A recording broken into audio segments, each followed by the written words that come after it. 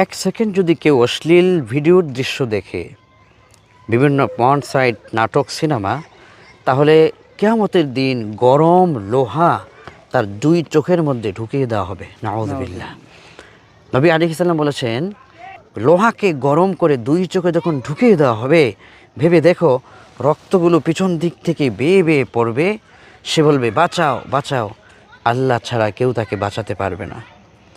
ওহে যুবক, সবাইকে জানিয়ে দাও, যদি এক সেকেন্ড অশ্লীল ভিডিও দেখার কারণে মানুষ এতটা ভয়ঙ্কর আযাবের সম্মুখীন হবে, তাহলে মিনিটের পর মিনিট, ঘন্টার পর ঘন্টা যারা অশ্লীল নাটক, সিনেমা দেখে তাদের কি ভয়ঙ্কর পরিণতি হবে।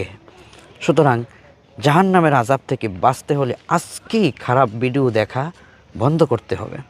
এবং নবীজি বলেছেন, রজুলুন যাকারাল্লাহ খালিয়ান ফাফাদাত আইনা, যদি কেউ রাতের গভীরে কান্না করে আল্লাহর কাছে মাফ চায়, তাহলে ওই অশ্লীল ভিডিও দেখার যে চোখের গুনাহ, এটা আল্লাহ পাক মাফ করে দিবে। সুবহানাল্লাহ।